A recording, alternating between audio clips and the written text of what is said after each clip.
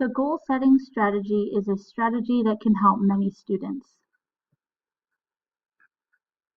Students choose a goal for themselves. The teacher can set some restrictions or allow the students to go in any direction for their goal that they choose. The students map out a plan to achieve their goal, a time frame for completion, and progress monitor their goal while making adjustments if needed. There are many benefits to this strategy for all students. They gain self-esteem, become self-regulated learners, feel more comfortable in their classroom, work on problem-solving and decision-making skills, and they can use this skill for success after completing school. Many students with disabilities struggle with organization and being overwhelmed in the classroom.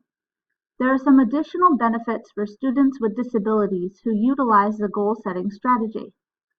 They have enhanced access to the general education curriculum, are less stressed over things like assignment completion, have more confidence, understand their assignments better, have a better focus and direction, and participate more in class. There are minimal drawbacks to this strategy. Some students may get discouraged if they are unable to reach their goal. There are many Common Core standards and other curriculum objectives that must be completed during instructional time, and teaching the goal-setting strategy and time for progress monitoring the goal would take away some instruction time also. Teacher education would be necessary so everyone knew what a SMART goal was, and the steps to implement the strategy into the classroom were followed. The basics of a SMART goal include specific, measurable, attainable, realistic, and timely. A specific goal could be following directions quickly, raising your hand, and using kind words. It is not behaving better or reading well. If the student's goal is SMART, they will have a better chance of successfully completing the goal. This strategy can be used in many different ways in the classroom. It can be used in any subject, for behavior, organizational tasks, creating a more respectful classroom, and even athletics. One possible goal could include keeping homework folders and materials in their proper folders. This is especially good for students with disabilities who struggle with organization, and it impacts their learning. Another goal would be checking an assignment book each night with parents. This goal would be good for students who struggle with work completion. Here's an easy template for students to use when creating their goal. Some tips for using this template include conferencing with students to ensure that their goal is SMART and they have a plan to attain it, referring back to the goals often so students can monitor their progress, and have the goals visible so students remember what their goal is and can celebrate success. This video is set in a martial arts class, but the discussion is very similar to one a teacher can have when introducing the goal-setting strategy to students.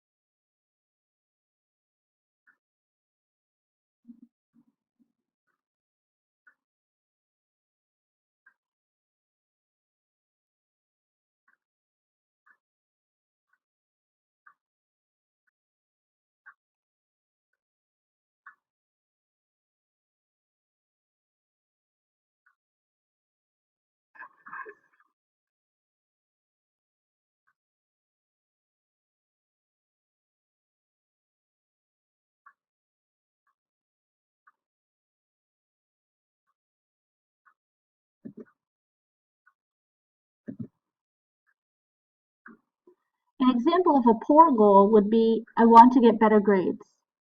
A good goal would be, in the next marking period, I will take careful notes and review them at least 2 days before tests and quizzes so that I can ask the teacher questions about what I don't understand. I will do my math homework before I do things with friends, and when I hand it in, I will ask the teacher about anything I am not sure about. When I get anything wrong, I will make sure to ask the teacher or one of my classmates how they got the right answer. Here are 2 more sample SMART goals. Here's one about organization. After school, on the first day of school, I will organize my backpack by creating a folder or binder for each of my classes, with places to keep my assignments, notes, and homework. After my backpack is organized, I will spend 10 minutes each day when I get home, during the school year when school is in session, to go through the items in my backpack to make sure they are in the proper location. I will then dispose of any items I do not need or that do not belong in my backpack. This would be a good goal for students with disabilities who need to work on organization.